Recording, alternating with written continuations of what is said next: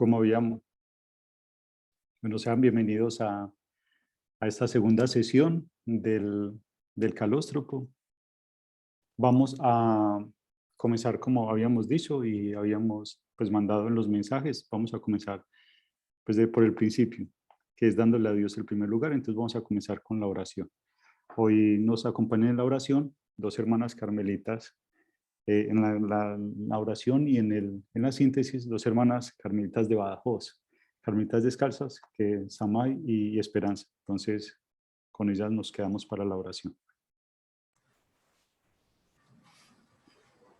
Bueno, vamos a hacer una invocación al Espíritu Santo.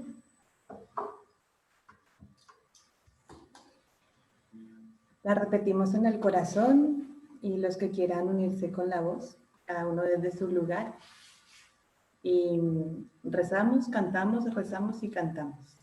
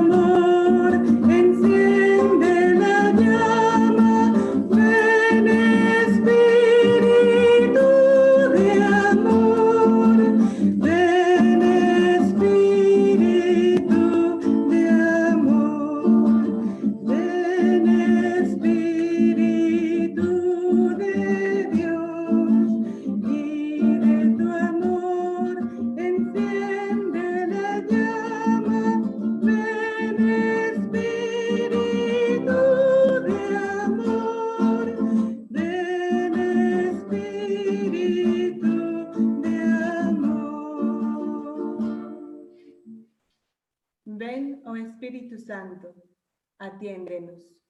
Espíritu del Padre, vivifícanos. Espíritu del Hijo, sálvanos.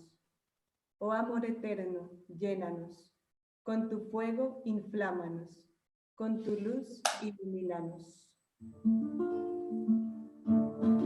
Ven, Espíritu de Dios, y de tu amor enciende la llama. Ven, Espíritu de amor. Ven, Espíritu de amor. Ven, Espíritu de Dios, y de tu amor enciende la llama. Ven, Espíritu de amor. Ven, Espíritu de amor. Espíritu Santo, danos agudeza para entender, capacidad para retener, método y facultad para aprender, sutileza para interpretar, gracia y eficacia para hablar. Ilumina al Padre José James en este curso y concédenos a nosotros abrir nuestro corazón a tu gracia, a tu amor, y que este momento sea más de unión contigo. Amén. Ahora mi hermana Esperanza les va a hacer la síntesis de la clase pasada.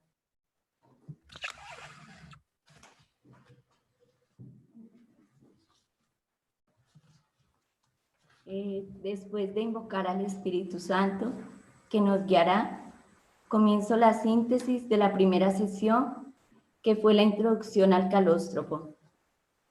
Santa Teresa de Jesús, nuestro punto de partida, con el camino de perfección, que es una de sus obras, donde desarrolla el Padre Nuestro.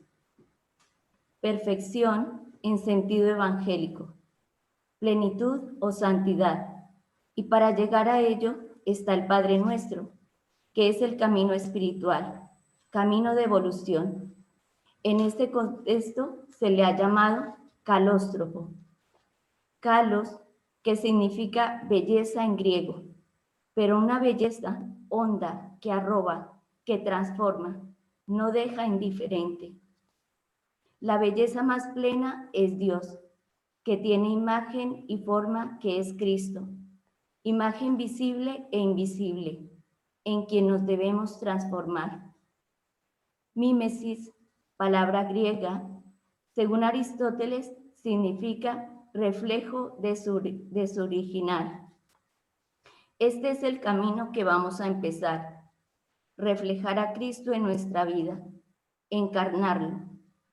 Cada uno, desde su esencia, será reflejo de Él, proceso que hará el Espíritu Santo de hermosearnos, de volver a esa imagen con todo lo que somos.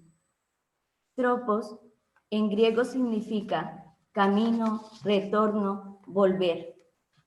Camino de sinergia, dos actuando en la misma proporción para conseguir el único fin. Dios dando el 100% y nosotros llamados a darlo para crear vida y belleza. Aquí es el mutuo acostumbrarse. Dios se encarna y aprende a ser hombre, para que nosotros nos acostumbremos a ser como Dios a su imagen. Otros padres de la Iglesia hablan de paideia, que significa pedagogía. Dios actúa o se acomoda a nuestro ritmo, a cada persona. Cada uno tiene su tropos.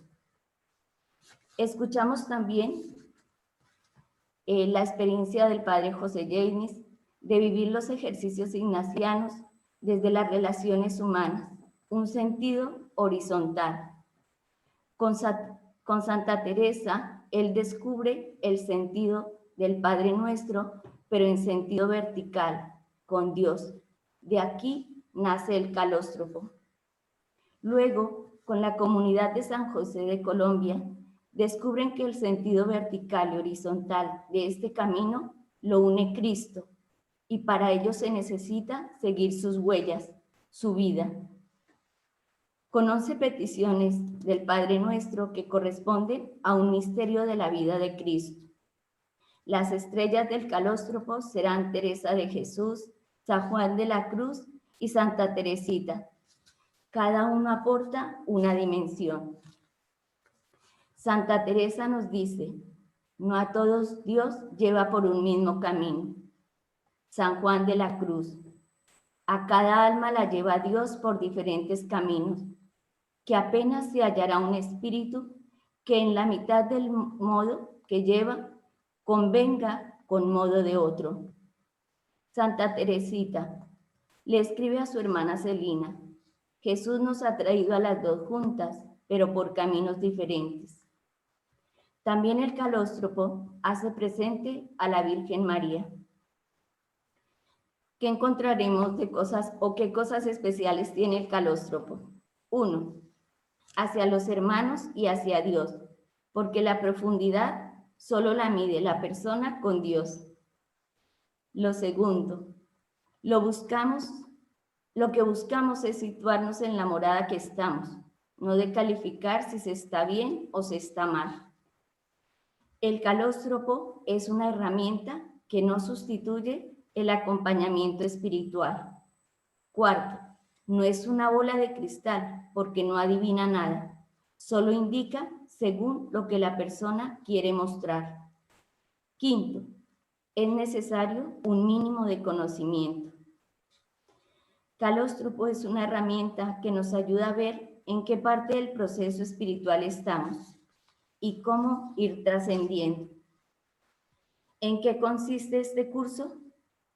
Conocer el calóstropo, su doctrina y camino espiritual de la belleza a través del Padre Nuestro, con trascendencia a los hermanos, a Dios, siguiendo a Cristo y siguiendo su objetivo, que es llegar a la divinización o unión con Dios.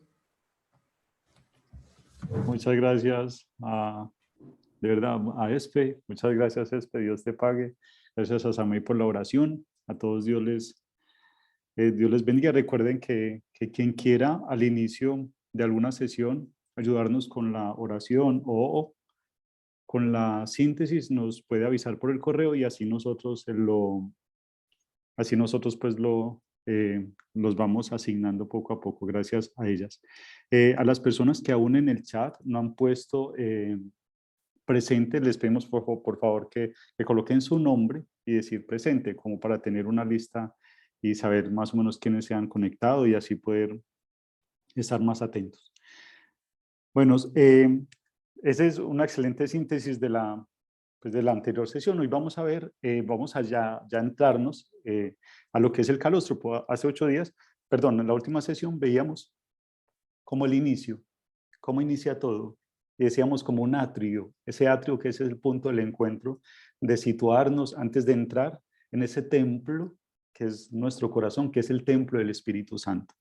Vamos a comenzar ahora este viaje y todo comienza con la primera palabra del Padre Nuestro, que es Abba. En el abecedario me parece muy curioso porque el calóstropo comienza con la A de Abba y termina con la K de Kalos, de calóstropo. Empezamos con la A de Abba y vamos a meternos en lo que significa esta morada. Cada momento vamos a ir definiendo qué es cada morada, cómo nos vamos situando. Entonces, recordemos que aquí estamos, les mostraba este mapita que habíamos hecho con los hermanos de la comunidad de San José. Entonces aquí está en arameo, Abba. Entonces el Abba es el punto de partida, de aquí partimos, de ahí nace todo. Entonces en el calóstropo ya hace, la vez pasada veíamos el inicio, ya nos situamos en la A1, que es aquí donde va a partir todo, en esta casilla o en esta morada. Entonces recordemos, insistiendo lo que nos decía muy bien y tan claramente Esperanza, Kalos, belleza, tropo, camino, es ese retorno, y el calóstropo es ese retorno a la belleza, es decir, nuestro objetivo es llegar a esa transformación en Dios, para ese fin de amor que fuimos creados todos los seres humanos, todos, sin excepción. Entonces, han recibido su correo este calóstropo a blanco y negro. Han habido muchas preguntas de que cómo se hace, que cuándo lo lleno, cómo lo lleno. La forma de llenarlo es, cada sesión vamos a ir viendo, pues en esta es una porque es el punto de partida, pero usualmente vamos a ver 2 moradas en cada sesión. Entonces es ir dibujando en cada sesión, por ejemplo, en esta sesión vas a dibujar la primera, que es esta. ¿Qué vas a dibujar en ella? En la A1, ¿qué vas a dibujar? ¿Cómo tú te imaginas esta morada? Es decir, estamos haciendo un viaje al interior, a nuestro castillo interior, y lo que vamos a hacer es una radiografía de lo que es nuestra alma. Entonces, cuando yo entro en la primera morada, me van a dar una información y yo aplico esa información a mi vida y ahí escribo una palabra, escribo un dibujo, no sé, lo que yo quiera, pero relleno esta casilla para ver cómo está esa morada en mi castillo interior. La voy dibujando. En la siguiente vamos a ver esta y esta. Entonces dibujo esas 2. Y en la siguiente, y en la siguiente, y en la siguiente. O sea, en cada sesión, al terminar cada sesión, en esas semanas, esas 2 semanas que tienes, vas pensando cómo hacer el dibujo y lo haces. Por eso decíamos que entre más grande mejor, porque vas a poder aprovechar más el espacio. Yo les dije la sesión pasada que había pedido la autorización de que me permitieran mostrar, entonces voy a mostrar 2 ejemplos de cómo es. Estos 2 ejemplos de 2 hermanas que lo hicieron.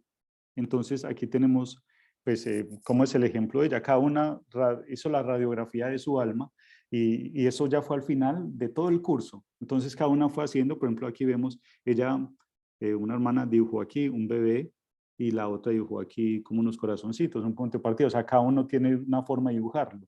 Ella es un poquito más colorida, ella hizo un árbol porque para ella es como ese, bueno, tiene toda esa noción del árbol, de la raíz. Cada uno va encontrando la forma de dibujarlo, pero es cada uno, ¿cierto? Cada uno tiene esa libertad de hacerlo porque es la radiografía de su alma, entonces cada uno lo hace pues según como le parezca. Y al final, lo que decíamos, al final, las últimas 2 sesiones, la dedicaremos de pronto a las personas que quisieran mostrarlo y decir, esa es la radiografía anual de mi alma y contarnos un poquito. Entonces, por ejemplo, esta hermana, aquí ustedes ven una morada.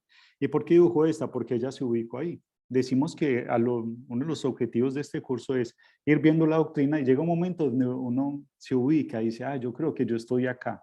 Entonces, ese ubicarse es saber que debo trabajar para seguir trabajando, para seguir trascendiendo. Entonces, esa hermana dibujó acá porque ella se encontraba ahí. Ella se encontraba ahí, entonces fue como el dibujo que hizo, pero cada uno lo puede hacer de acuerdo como le vayan haciendo. Entonces decíamos que vamos a comenzar con la A1, aquí está alumbrada, es el punto de partida. El punto de partida que es la palabra Padre. De ahí parte todo, de ahí nace todo. Entonces vamos a comenzar con Abba, Padre.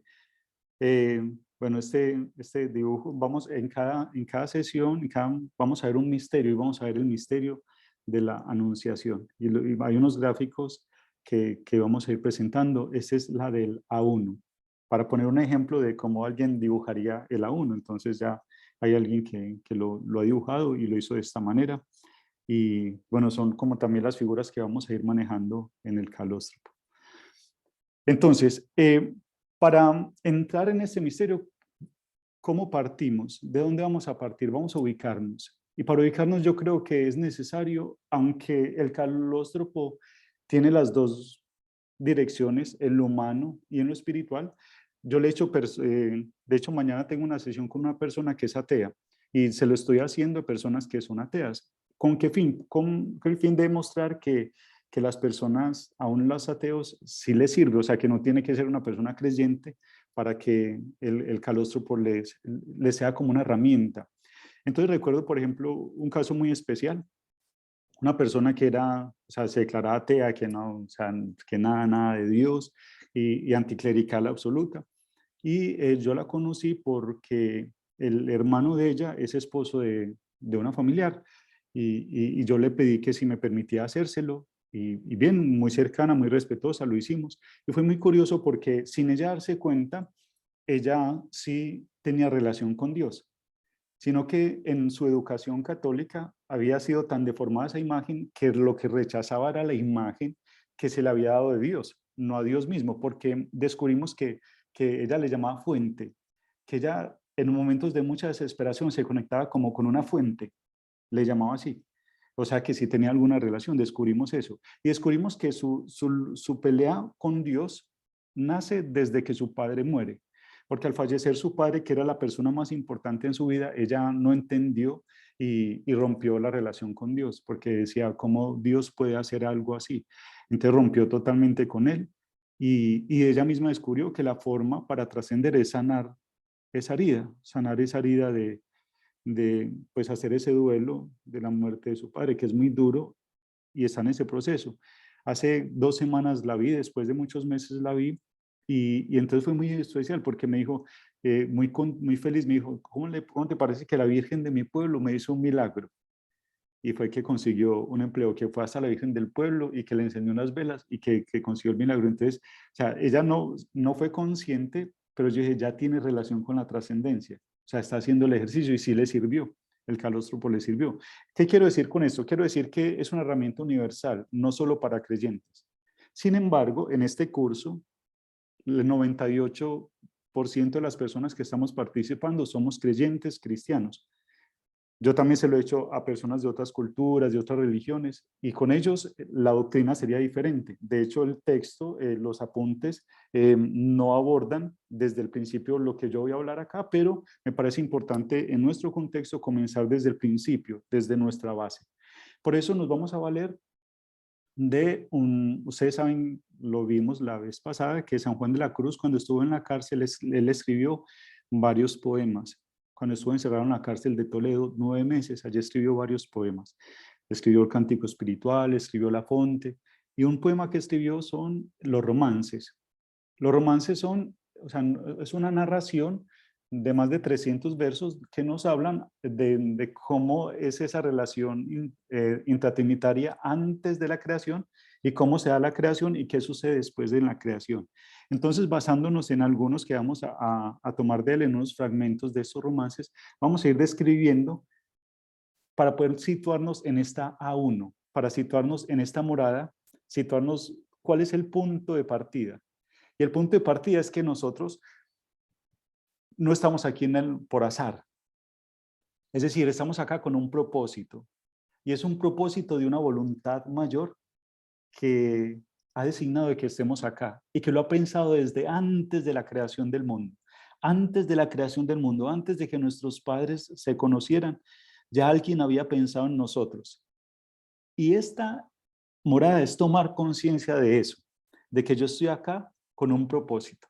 Entonces, vamos a comenzar con la teología. ¿Qué es teología? Teo, Dios, logos, tratado, el tratado de Dios. Entonces vamos a entrarnos directamente a ver qué nos dice San Juan de la Cruz. Dice, así comienza él los romances. En el principio morada el verbo y en Dios vivía, en quien su felicidad infinita poseía. El mismo verbo Dios era, que el principio se decía. Él moraba en el principio y principio no tenía. Entonces ya nos habla de dos personajes. Un principio, se llama principio, que es la fuente, que es el origen, y un verbo. Entonces ya tenemos dos personajes, un principio y un verbo. Como amado en el amante, uno en otro residía, y a que ese amor que los une, en lo mismo convenía, con el uno y con el otro, en igualdad y valía. Entonces ya nos habla de un tercero, que es el amor. Entonces tenemos un principio, un origen, un verbo y el amor. Tres personas, y un amado. O sea, nos habla de que hay tres personas en una unidad, en una única unidad. Y en todas tres había, y un amor en todas ellas, y un amante las hacía. Y el amante es el amado, en que cada cual vivía, que el ser que los tres poseen, cada cual le poseía, y cada cual de ellos ama a la que este ser tenía. Comenzamos por el misterio de los misterios, el mayor misterio que ha sido revelado a la humanidad, que es inaccesible, pues a nosotros con nuestra razón es imposible que hubiéramos llegado a este misterio. Este misterio se nos ha revelado. ¿Y cuál es el misterio que se nos ha revelado? Es que Dios es uno. Son tres personas, un solo Dios verdadero. ¿Cuáles son esas tres personas? San Juan de la Cruz los llama el principio. Bueno, este es un icono de Rublev, que bueno, es muy antiguo, y entonces él inicialmente pintó la visita de los ángeles Abraham en Mambré, de los tres ángeles, pero tiene toda una simbología que nos habla de la Trinidad. Entonces tenemos aquí el Padre. ¿Por qué sabemos que es el Padre? Porque aquí está una casa. En la casa de mi Padre hay muchas moradas, todas esas moradas que están en la casa del Padre. Este es el Hijo. ¿Por qué sabemos que es el Hijo? Porque hay un árbol, que es el árbol de la cruz, es el árbol del bien y del mal, es el nuevo árbol de la redención. Y el Espíritu, que es una montaña atrás. ¿Por qué una montaña? Porque es Elías que sube a la montaña, y el Espíritu es el susurro suave, ese Espíritu que está como la suave brisa en la montaña. Entonces, si vemos las miradas, hay un principio. Para San Juan de la Cruz es un principio, un verbo que nace de ese principio, y en los dos el amor mete, o sea, en esa relación, en esa sinergia, procede ¿quién? El amor. ¿Quién es el amor? El amor que es el Espíritu Santo, que es el amor del Padre y del Hijo. Entonces, continuamos. Entonces, tenemos el Padre, que para San Juan de la Cruz es el principio. El principio, ¿por qué para él es el principio? Porque es el Evangelio según San Juan, es el prólogo del Evangelio según San Juan, que él está citando allí, que es su Evangelio más, es que más meditaba, porque es un Evangelio muy simbólico, muy místico. Entonces el Padre engendra al Hijo. Entonces el Padre engendra al Hijo, y el Hijo le corresponde de la misma naturaleza y gloria. Entonces, el Padre tiene un amor tan grande, tan grande, tan grande, que se desborda en un verbo que es el Hijo. Y como es de su misma naturaleza y gloria, ese amor tan grande también está el Hijo. El Hijo tiene el mismo amor tan grande, entonces también se desborda. Y en ese mutuo desbordarse es que procede el Espíritu Santo, de ese mutuo desbordarse. Entonces, el Espíritu Santo es el que da cohesión, da vida, es la vida del Padre y del Hijo, de esa sinergia de los dos, de esa unidad, de ese más de los dos, es que procede el Espíritu Santo. La dinámica intratrinitaria es un misterio. Es decir, aquí podemos decir muchas cosas y nunca, o sea, siempre partimos de un principio. Si lo entiendes, no es Dios. Es decir, Dios es Deus semper maior. Dios es siempre más de lo que podamos entender. Y quisiera citar una anécdota que cuentan de San Agustín, que es el Doctor Trinitatis, es decir, el doctor de la Trinidad, que escribió varios volúmenes en un tratado que se llama De Trinitate, sobre la Trinidad. O sea que sabía de qué estaba hablando. Y él una vez estaba en la playa caminando, meditando acerca de este misterio, estaba pensando y pensando y rumiando este misterio y todo lo que pensaba, todo lo que estamos diciendo, el amado, el amante, el amor, esos tres que se unen, que son indisolubles, que están ahí, que son inseparables, son uno, tres personas, solo un Dios verdadero, estaban todo eso, todo eso, todo eso. Y entonces vio una escena y vio a un niño que hizo un hoyito en la arena y con su baldecito iba corriendo, sacaba agua del mar y lo traía y lo depositaba así. Y así lo hizo varias veces. Cuando ya estaba mareado, San Agustín le pregunta, pero ¿qué estás haciendo? Dice, no, es que voy a meter el océano acá. Entonces San Agustín pensó, yo, y pues tan bonita la ingenuidad de los niños. Y Dios le habló y le dijo, tan bonita también tu ingenuidad, porque crees que el océano, que es el misterio de la Trinidad, lo quieres meter en tu cabeza, que es un hoyito. Y esta historia nos ayuda a comprender de que siempre va a ser un misterio. Sin embargo, aunque es un misterio, eso no nos quita la responsabilidad de que nosotros como cristianos debemos dar razón de nuestra fe. Nosotros como creyentes necesitamos dar razón de nuestra fe, es razonarla, pensarla, meditar, estudiar, escudriñar. La teología es una vocación del cristiano, no es solo para los curas y las monjas, no. Mi madre está conectada y ella va a un instituto de laicos a estudiar teología. ¿Por qué? Porque se interesa en la fe, en profundizar los misterios y eso es muy importante que nosotros lo sepamos. Entonces, continuamos. Entonces, vemos que allí entre ellos hay algo que se llama la perijóresis. ¿Qué es la perijóresis? Son esas relaciones intratrinitarias. Hay un término latino que también define esas relaciones entre, por ejemplo, entre el Padre y el Hijo, que es entre la fuente y que el Hijo le responde en obediencia, y el Espíritu Santo, que es la unión. Y esas relaciones dentro de la Trinidad, los latinos lo llaman circunmincesión, pero es una relación muy rígida, por decirlo de alguna manera. En cambio, perijóresis es un término griego de los padres griegos y tiene una noción más de movimiento, como ese movimiento aquí en la Trinidad. De hecho, la palabra perijóresis se traduce por danza. Es esa danza del Padre y del Hijo, donde la música, la melodía es el Espíritu Santo. Nos vamos a quedar con esta palabra, semejanza. Vamos a ver por qué es tan importante. La perijóresis es la semejanza, ya vamos a ver por qué. Entonces, el Abba.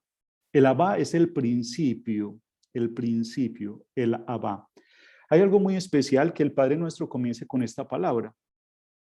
Sabemos que fue la causa de la sentencia de muerte de Jesús. A él lo crucificaron porque se decía a sí mismo Hijo de Dios. Y eso era un escándalo.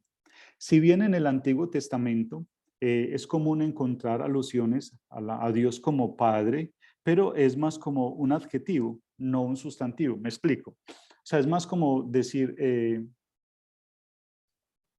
es como por decir, la primera lectura de este domingo, quiero citarla, que no se me vaya a perder, que justamente es la lectura de mañana, la primera lectura de Jeremías, dice al final, dice, seré un padre para Israel, Efraín será mi primogénito. Jeremías 31:9. Seré un padre para Israel, Efraín será mi primogénito, o sea, seré un padre. La noción de padre existía, pero seré como un padre. Eso es una cosa, pero llamar a Dios Padre, y no solo Padre, sino Abba.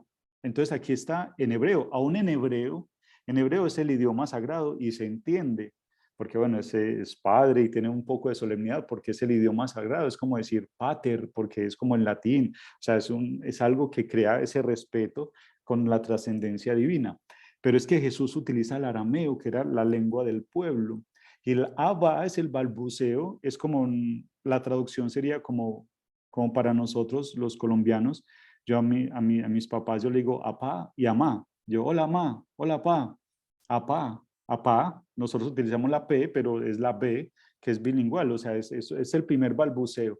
Y y digamos que es un protofonema. ¿Qué es el protofonema? Es la primera expresión que un niño, al decirla, es como que ya es como abrir un dique y ya salen todas las palabras. Es lo primero que sale.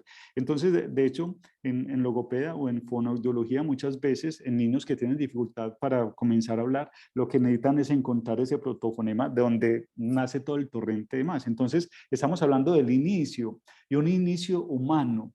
Es que Jesús inicia de una manera humana, porque es la primera palabra que un niño utiliza y inicia el Padre Nuestro, de todo ese camino, todo este itinerario espiritual, es que hay un Padre, y al decir Padre, él utiliza la palabra Abba. ¿Por qué?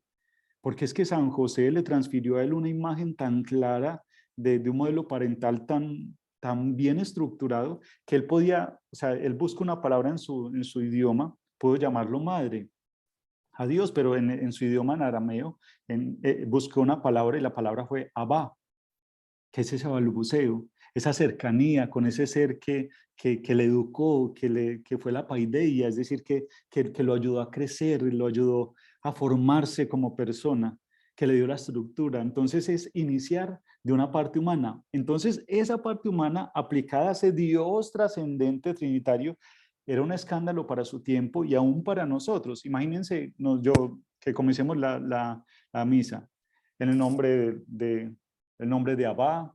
Bueno, Abba suena como bien, pero entonces el nombre de Apá, en el nombre de Jesús, y en el nombre del Espíritu, del neuma, de la neuma, porque es femenino. Entonces entonces eso revolucionaría mucho. Es decir, vamos, hermanos, vamos a invocar a Apá, vamos a pedirle a Pacito que nos ayude eso.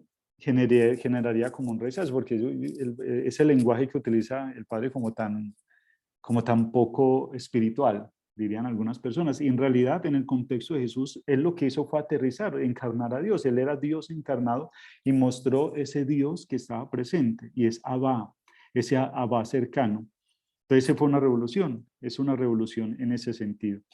Entonces vamos a ver algo que se llama Trinidad económica y Trinidad inmanente. ¿Qué es la Trinidad económica? La Trinidad económica es cómo la Trinidad se manifiesta en el desarrollo de la historia. ¿Y cómo se manifiesta en el desarrollo de la historia? El Padre es el creador, el Hijo es el redentor, el que se encarna, todo es creado a imagen del Hijo, por eso Él es el que se encarna, porque Él es el no Padre, porque Él es tú, el Padre, el principio es el yo soy, el Yahvé, yo soy el que soy, yo soy. El Hijo es tú eres mi Hijo amado, como se escuchó en el bautismo y también en la transfiguración. Tú eres, este es, tú, el tú, yo, tú. Y el Espíritu es el nosotros, el nosotros. Esa Trinidad económica es la que se manifiesta, el Padre, el yo soy, se manifiesta en la creación. El Hijo, el tú, el no Padre, por eso es el que se puede encarnar, porque es el no Padre y se encarna y asume todos los no del mundo que son los pecados, para redimirlos. Entonces el Padre, el Hijo, se manifiesta para salvar al mundo, y el Espíritu Santo es el que hace la obra. Esa manifestación en la historia, esa es la Trinidad económica. Pero hay una Trinidad inmanente. ¿Cuál es la Trinidad inmanente? Que son ellos allá. ¿Y qué hay de ellos allá? Lo que nos han revelado, lo que Jesús nos ha dicho, lo que el Señor le ha revelado pues a las personas a lo largo de la historia. Entonces vamos a vernos un poquito. Entonces vamos a seguir con los romances de Samuel de la Cruz. Entonces dice, en aquel amor inmenso que de los dos procedía, ¿quién es? El Espíritu Santo, ese amor inmenso que de los dos procedía del principio del verbo, palabras de gran regalo. El Padre al Hijo decía, palabras, atención a esto, palabras. Es decir, el verbo que sale del verbo. O sea, desde el Padre salen verbos, palabras, y su comunicación es a través de la palabra. Vamos a ver que es muy importante la palabra, porque la palabra es lo que nos hace seres humanos. Vamos a verlo. De tan profundo deleite que nadie las entendía, por eso es la Trinidad inmanente, porque nadie puede entender qué palabras se dicen ellos. Qué bonito sería escuchar esas palabras que se dicen el Padre y el Hijo. Solo el Hijo lo gozaba, que es a quien pertenecía. Pero aquello que se entiende, de esta manera decía, nada, o sea, de lo que podemos acceder, sé que sabemos que le decía al padre al hijo, le decía, nada me contenta, hijo, fuera tu compañía. Y si algo me contenta, en ti mismo lo quería. Atención, el que a ti más se parece, a mí más satisfacía. Y el que nada te semeja, la semejanza, nada te semeja, en mí nada hallaría. Todos nosotros estamos llamados a ser imagen de ¿quién? Del Hijo, parecernos al Hijo, ser otro Cristo, por eso la filiación, transformarnos en el unigénito, en Cristo, ser cristianos. En ti solo me ha agradado, oh vida de mi vida. Qué bonito, y lo que sigue. Eres lumbre de mis lumbre, eres mi sabiduría, figura de mi sustancia. ¿Cuál es la forma que decíamos de la belleza? ¿Cuál es esa forma? Es Cristo. Él es la forma, Él es la figura de la belleza que es Dios. ¿Cuál es la forma que nosotros tenemos? Hay gente, por ejemplo, con las imágenes, dice, ay no, que nosotros no podemos pintar imágenes porque no harás imagen de Dios invisible, pero el Dios invisible está en el Antiguo Testamento. En el Nuevo Testamento ya Dios tiene forma, figura que se encarnó y nosotros lo vimos y por eso podemos retratarlo. Sin adorar las imágenes, pero sí rendirle ese culto porque nos recuerdan la encarnación, quién es el Hijo, esa figura en quien bien me complacía. Al que a ti te amare, Hijo, a mí mismo le daría. Entonces, lo mismo, ¿sabes? Amar al Hijo. Y el amor que yo en ti tengo, ese mismo en él pondría, en razón de haber amado a quien yo tanto quería. Bien, entonces esa es la Trinidad inmanente que comienza, entonces, o sea, es inmanente porque está allá, antes de la creación, estamos hablando antes de la creación del mundo. Y ya ahí comienza a hablar de al que a ti te amare, o sea, que ya la Trinidad no es un amor egoísta, que están ellos allá encerrados y ya estamos, no, porque su naturaleza es desbordarse. Y en ese desbordarse, ¿qué es lo que el Hijo le pide? O sea, ¿qué desea? Miren lo que desea, es hermoso, la creación. ¿De dónde nace la creación? Miren el deseo. Me encanta eso de San Juan de la Cruz porque mucho se ha dicho, o sea, ¿por qué Dios crea? ¿Qué necesidad tenía de hacer la creación? ¿Qué necesidad tenía? Pues miren qué necesidad tenía. Una esposa que te ame, a mi hijo darte quería, que por tu valor merezca tener nuestra compañía. ¿Cuál es la razón de la creación? ¿Por qué Dios crea? Porque quiere una esposa para su hijo. Eso es hermoso, o sea, eso parte toda la historia. ¿Cuál es el deseo de Dios para desbordarse? Darle una esposa a su hijo. Y que esa esposa goce de la compañía de la Trinidad. Hermosísimo, o sea, desbordante. Y comer pan a una mesa, del mismo que yo comía.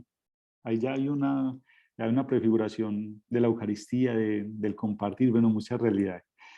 Porque conozca los bienes que en tal hijo yo tenía y se consagre contigo de tu gracia y lozanía.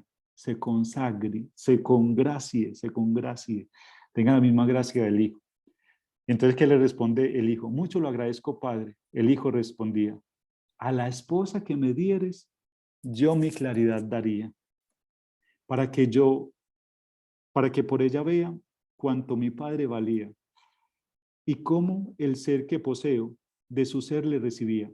Reclinarla yo en mi brazo, hermoso, y en tu ardor se abrazaría. Este reclinarla yo en mi brazo es o sea, todo este lenguaje está detrás también el Cantar de los Cantares, que sabemos que San Juan de la Cruz lo compone en verso justamente también en la cárcel de Toledo. Y hay o sea, el versículo con mayor carga pasional de todo el relato del Cantar de los Cantares, que es un relato erótico entre dos amantes que relatan y se ha interpretado siempre como el amor de Dios para el hombre, ese amor pasional, entrega total. La mayor carga está en el versículo que se traduce así, que es la esposa reclinada en los brazos del amado. Entonces, reclinarla yo en mi brazo y en tu ardor se abrazaría. Y con eterno deleite tu bondad sublimaría. Entonces, ¿qué vemos acá? Vemos que hay una esposa, es decir, la Trinidad inmanente decide una esposa para su hija. Entonces, esa esposa va a tener una imagen. ¿Cuál es la imagen? De Jesús. porque va a salir de la imagen de Jesús, va a ser, o sea, como digamos, por aplicarlo, es como si sale desde su costado que nace la iglesia, también del costado de Cristo, desde su imagen nace la esposa que se prefigurará. Cautum et Spes es un documento del Concilio Vaticano II y dice, el misterio del hombre solo se esclarece en el misterio del Verbo encarnado. ¿Por qué tenemos esa cita acá? Porque vamos a ver que solo la única forma de entender al hombre es a través de Jesús. Por eso estamos hablando de toda esta teología, de todo eso, para hablar de esta casilla de la A1. ¿Por qué? Porque nos vamos a preguntar, la pregunta es ¿qué es el hombre? O sea, ¿qué es el hombre? Pero es que el hombre solo se entiende con este misterio que hay detrás. Si el hombre no entiende este misterio de todo lo que hay prefigurado antes de los tiempos, antes de que existiera todo, si no entendemos ese misterio, es imposible que entendamos la grandeza del ser humano. Y la grandeza del ser humano solo se entiende con el ecce homo, ese es el hombre. ¿Cuál? Jesús. Ese Jesús que se entrega totalmente por nosotros. Entonces, aquí viene la creación. Atención. Hágase pues, dijo el Padre, porque ya tuvieron la conversación, dijo, hágase pues que la esposa, que tu amor lo merecía. Y en este dicho que dijo, el mundo criado había. Comienza la creación. Miren lo hermoso. Palacio para la esposa. O sea, yo creo que el Papa Francisco le encantaría esta frase porque con toda la, pues todo lo Laudato Si y toda la dimensión de nuestra casa, ¿cierto? Cuidar nuestra casa que es el mundo y la importancia de la ecología que gracias a Dios estamos adquiriendo sensibilidad en este sentido. Vemos el palacio, que es la creación, toda la creación tan hermosa que es un palacio para que su esposa, que es el hombre, pueda reposar. Es que es extraordinario. Hecho en gran sabiduría, el cual en 2 aposentos. Vamos a ver que San Juan de la Cruz tiene la división normal de su tiempo, que era cielo y tierra. Entonces hay una parte que es la celeste, donde habita Dios y las jerarquías angélicas, y la tierra, que es pues toda esta realidad. Alto y abajo dividía. El bajo de diferencias infinitas componía, mas el alto hermoseaba de admirable pedrería. Porque conozca a la esposa, el esposo que tenía, en alto colocaba la angélica jerarquía, o sea, en el cielo. Pero la natura humana, en el bajo ponía la natura humana. Entonces ya viene la creación del hombre. Ahí, la natura humana, en el bajo ponía. Por ser en su compostura algo de menor valía. ¿Por qué algo de menor valía? Porque es el Salmo 8 que dice que es el hombre para que te acuerdes de él. Lo hiciste poco inferior a los ángeles. Por eso es de un poco de menor valía, porque es poco inferior a los ángeles. Y aunque el ser y los lugares de esta suerte los partía, pero todos son un cuerpo, todos formamos el único cuerpo. ¿Cuál cuerpo? De la esposa que decía. Que el amor de un mismo esposo, una esposa los hacía. Hermoso. Entonces aquí citamos el Génesis. ¿Qué pasa en el Génesis? Ya al final de toda la creación dice, entonces dijo Dios, hagamos al hombre a nuestra imagen, conforme a nuestra semejanza. Y soñaré a los peces del mar, a las aves de los cielos, en las bestias, en toda la tierra y en todo animal que se arrastra en la tierra. Entonces ya viene la creación del hombre, la naturaleza humana, a imagen y semejanza. ¿Qué quiere decir esto de imagen y semejanza? ¿Qué quiere decir? Entonces, vamos a partir de un hecho, una controversia, que es creación y o evolución. ¿Qué será? ¿Será una creación o será la evolución? Vamos a ver. Yo creo que es importante dentro de nuestra inteligencia, o sea, yo creo que es, no sé, parecería como, a mí me parece un poco absurdo digamos, en este grado de conocimiento que tenemos los seres humanos de nuestra historia a través de la paleontología, bueno, de tantos descubrimientos arqueológicos, negar de que ha habido una evolución. Yo creo que sería, no sé, risible, me parece a mí. Es una evolución que los científicos han ido pues demostrando con pruebas, ¿cierto? Es innegable. ¿De dónde comienza todo? Para nosotros los cristianos sabemos que hay un principio, que es el principio sin principio, que es Dios y que ya sabemos cuál fue su motivación. Su motivación fue una esposa y todo esto es la construcción del palacio de la esposa. Hay un autor que se llama Ramón Lucas Lucas, que escribe un libro, Hombre, Espíritu Encarnado, y hace una relación muy bonita entre toda la teoría de la evolución, que aquí tenemos todo el proceso de evolución, con la creación, y entonces va relacionando, y es muy bonito porque hace una relación o sea, muy exacta, y me parece a mí curiosa y que me llama la atención. Entonces dice, hace 4.6 billones de años está la formación de la Tierra. 4.6 billones de años, o sea, eso no nos cabe en la cabeza, y nosotros tenemos 2000 años y ya es toda una historia. Imagínense 2000, imagínense 4.6 billones, estamos hablando de todo. Entonces comienza todo, luego a los 3.8 billones las rocas más antiguas, bueno, todo el proceso, todo el proceso, todo el proceso, todo el proceso. Primero las algas, y hace 1 billón de años las algas y las bacterias, luego vienen hace 590 millones de años los primeros siluitos, bueno, luego tenemos ahí los primeros descubrimientos, luego los peces, y vamos a ver que es como toda esa creación, ¿cierto? Entonces las plantas, luego los anfibios, los insectos, los reptiles, ya vienen los mamíferos, los pájaros, las flores, vienen los últimos dinosaurios, bueno, ya las formaciones rocosas, ya vienen mamíferos gigantes, bueno, ya los macacos, bueno, todo ese proceso de evolución, imagínense, y hace 1 millón de años es que ya viene el proceso concretamente pues, que nos ha ayudado a llegar a nosotros. Y Ramón Lucas Lucas dice algo muy curioso, porque dice que el proceso de evolución es todo un proceso que Dios ha ido preparando, y cuando el hombre estaba preparado, lo que hace es soplar sobre él el espíritu, es decir, que es toda la evolución humana. Entonces cuando ya está el homínido preparado, erguido, ahí es el eslabón perdido, que sopla sobre él el espíritu, el neuma, la vida, ¿cierto? El neuma que sopla sobre él. Entonces ya comienza a tener la razón, que es primero esa creación esa preparación para ya hacerlo a su imagen y semejanza. Es algo curioso que tendría. Hay un autor que se llama Teilhard de Chardin, que hace la última sesión decíamos que vamos a mencionar en varias ocasiones. Él tiene dos realidades. Él dice que hay un punto alfa y un omega, son las dos letras del alfabeto griego, la primera y la última. Entonces el alfa es el principio y el omega el final. Entonces miremos estos dos gráficos que nos ayudan a entender un poco su doctrina. Entonces él dice que hay un proceso de evolución. El primero es la cosmogénesis, donde está la geósfera. ¿Cuál es la geósfera? La materia inerte, la roca, bueno, todo lo que es inerte, ¿cierto?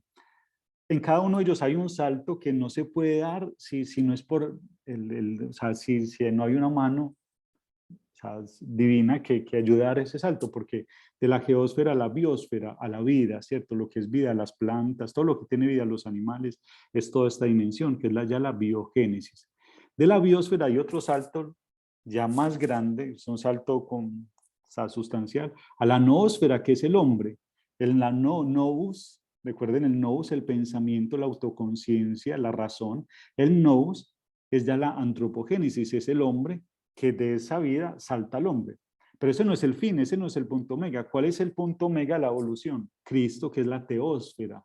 Cristo Dios, que es la cristogénesis. Cristo es ese punto donde va todo. Entonces, bueno, ese es el primer diagrama. El segundo, él habla de una evolución en dispersión y luego una evolución convergente. Todo va a converger en el punto omega, que es Cristo. Entonces, primero comienza todo a ancharse, primero entonces la materia, que es el reino físico, es la cosmogénesis, la geósfera, luego la biosfera, que es el reino vegetal, y luego el animal, está la biosfera ahí. Entonces va ampliando hasta que ya se amplía la noósfera, el ser humano. Ese es el límite de la convergencia, el ser humano. Y después del límite de la convergencia, que es el ser humano, ya comienza un proceso de interiorización, un proceso de evolución, de trascendencia, de ese calóstropo que nos ayuda a trascender y a convertirnos en Cristo, que es la cristogénesis a través del Espíritu, que es la teósfera. Esa teósfera que nos va ayudando a recapitular, y todo recapitular en Cristo. En Cristo fueron recapituladas todas las cosas. Es ese proceso de transformación hasta llegar a Cristo, que es la meta de todo. Entonces, ¿por qué la noósfera es tan importante? San Juan de la Cruz dice, un solo pensamiento del hombre vale más que todo el mundo. Por tanto, solo Dios es digno de él. un pensamiento. ¿Cuál es la grandeza del ser humano? Su nous, su pensamiento, y un pensamiento que se expresa a través de la palabra. Entonces hablamos de la imagen y semejanza, ¿listo? Entonces, ¿cuál es la imagen y semejanza con la que Dios crea al hombre? La imagen es libre albedrío, el hombre puede decidir por sí mismo, mientras los animales viven de los instintos, el ser humano puede ir más allá de los instintos y decidir más allá de los instintos. El nous, que es la razón, ya hemos dicho la razón, el pensamiento, esa noósfera, y la autoconciencia, lo más importante, la autoconciencia, ser autoconsciente. Solo el ser humano es autoconsciente. Un animal no se cuestiona sobre su dolor. Hay animales que llegan, son muy inteligentes y nadie puede negar su inteligencia, pero nunca van a tener esa autoconciencia, ¿cierto? Hay, por ejemplo, gorilas que han aprendido el lenguaje de las señas, pero de ahí a una autoconciencia hay un salto muy grande, ¿cierto? Que ya es como de libre albedrío, ya hay un salto que es pues muy grande. Ahí diría un poquito como Aristóteles de animal racional, ¿cierto? El ser humano. En algunos momentos la mayor proporción es animal más que racional, porque nos dejamos llevar más por los instintos, pero a medida que vamos en esa cristogénesis, en ese proceso de convertirnos en Cristo, pues vamos evolucionando hasta llegar a esa razón y ser todo razón. En nada de instintos y solo razón, y es posible y es nuestro llamado. Entonces esa es la imagen. ¿Y cuál es la semejanza? La semejanza es la perijóresis, la danza, que es esa sinergia. La semejanza no solo, o sea, somos semejantes a la Trinidad, porque así como el Padre ama al Hijo, así también nosotros estamos llamados a amarnos. Con el pecado original, entonces vemos aquí a Adán, que es imagen de Jesús, él los está sacando del ínferus, ahí está Jesús en la resurrección, sacando a Adán y a Eva. Entonces, Adán, que es imagen de Jesús. Entonces, ¿qué pasa con el pecado original? Entonces vemos ahí, o sea, vemos, bueno, aquí hay otro icono. Estos son mosaicos de Rumnik, que me encantan. Entonces, porque mezcla muy bien lo oriental con lo occidental. Entonces, acá vemos que es esa ballena que los tenía y él los está sacando. Mientras mira a Adán, Eva tiene vergüenza, ¿cierto? Bueno, vemos acá, es muy bonito porque es la costilla donde ha sacado de Eva y vemos ahí de su costado, sino de su costado también es cerca a su corazón siempre, cerca a su corazón, porque es ahí del costado donde nace. Aquí también vemos esa expresión de que ella está saliendo del costado, ¿cierto? Lo del fruto, no fruto, sabemos que es una alegoría y es una forma de decir una realidad, de expresar una realidad. ¿Cuál realidad? De que hay algo que se rompió en nosotros. O sea, en nosotros se creó un abismo y un abismo con nosotros mismos. Nosotros estamos rasgados, estamos divididos por dentro. Esa sinergia con nosotros mismos, nuestro niño interior y nuestro adulto está rota, pero también con nuestros hermanos las relaciones están rotas. ¿Cuál es el caos del mundo ahora? Este caos tiene un origen y es que hay algo que está roto, los egoísmos, la soberbia, todo eso es un principio, todo eso tiene una raíz que es algo que está roto, que nosotros hemos llamado pecado original. Le hemos denominado así, pero no sabemos en realidad qué sucedió. Lo que sabemos es que algo se rompió. Igual nuestra relación con Dios se rompió. Entonces la sinergia se rompió. Hay una ruptura en la sinergia. Por eso el reino y todo eso no es posible. ¿Por qué? Porque está roto, pero no se queda roto. ¿Por qué no se queda roto? Porque es que la Trinidad no se queda ahí impasible. Dice, ya listo, no. Miren lo que pasa, hermosísimo. Los de arriba poseían el esposo en alegría, los de abajo en esperanza, de fe que les infundía, diciéndoles que algún tiempo Él los engrandecería, algún tiempo, y que aquella su bajeza Él la levantaría. Subrayo la palabra levantaría porque para San Juan de la Cruz la encarnación, él lo llama el levantamiento. Él lo levantaría con su encarnación. De manera que ninguno ya la vituperaría, porque en todo semejante, la semejanza, va a recuperar la semejanza que se perdió por el pecado. En todo semejante, Él a ellos, plural, Él a ellos se haría, y se vendría con ellos, y con ellos moraría. Y que Dios sería hombre, y que el hombre Dios sería. La divinización. Dios se hace hombre para que el hombre llegue a ser Dios. Es lo que expresan los padres de la iglesia. Y trataría con ellos, comería y bebería, y que con ellos continuo, él mismo se quedaría hasta que se consumase una relación, o sea, un lenguaje muy esponsal, la consumación de ese matrimonio. Este siglo que corría, cuando se gozaban juntos en eterna melodía, la eterna melodía, la perijóresis, esa eterna melodía, esa eterna danza, porque él era la cabeza de la esposa que tenía, el cual todos los miembros de los justos juntaría, o sea, todo lo que, la recapitulación en Cristo, todo juntarnos en Cristo, que son cuerpo de la esposa, a él la tomaría en sus brazos tiernamente y allí su amor la daría, y que así juntos en uno al Padre la llevaría, donde el mismo deleite que Dios gozaría, que con el Padre y el Hijo y el que ellos procedía, el uno vive en el otro, así la esposa sería. Es entrar en la dinámica intratrinitaria. En el cántico espiritual, en la estrofa 39, cuando habla del endiosamiento, Dios por participación, habla que es entrar en la dinámica intratrinitaria, aspirar el mismo aire del Padre, ese espíritu, esas palabras que se dicen el Hijo y el Padre, es entrar, y como ya soy hijo, entonces me comienzo a decir las mismas palabras. Es extraordinario porque es entrar dentro de la Trinidad. Por eso, dentro de Dios absorta, dentro de Dios trino absorta, vida de Dios viviría, vida de Dios viviría. Esa es nuestra meta, esa es nuestra meta. Y por eso, Dios, ¿cómo lo hace? ¿Cómo lo hace Dios? Entonces es el misterio que contemplamos acá, es con el que comenzamos. Entonces llamó un arcángel, que San Gabriel se decía, y enviólo una doncella, que se llama María, de cuyo consentimiento esponsal, el fiat, el consentimiento, el misterio se hacía, en la cual la Trinidad de carne al verbo vestía. Y aunque tres hacen la obra, en el uno se hacía, y quedó el verbo encarnado en el vientre de María, en el que tenía solo padre, ya también madre tenía, hermoso, ya también madre tenía, aunque no como cualquiera, que de varón concebía, que de las entrañas de ella su carne recibía, por lo cual hijo de Dios y del hombre se decía, hijo de Dios y del hombre se decía. Vemos ahí el icono de la anunciación. Miremos que ella tiene un hilo en la mano, que es el hilo porque ese abismo que se rompió es la tela de Cristo la que la une, ese abismo entre la casa del Padre y el mundo. ¿Quién une ese abismo? Lo une Cristo, y es María la que teje esa carne de Cristo. Es hermoso, es hermoso. Entonces ese es el misterio con el que nos vamos a quedar, es el misterio de la anunciación. Vamos a quedarnos con él, que es el misterio de los misterios, que es el principio del Abba, donde el ángel anuncia a María y se encarna el Hijo de Dios. Ahí comienza todo, ahí comienza nuestra historia. Esas son nuestras raíces. Entonces, bueno, vamos a parar un momento, vamos a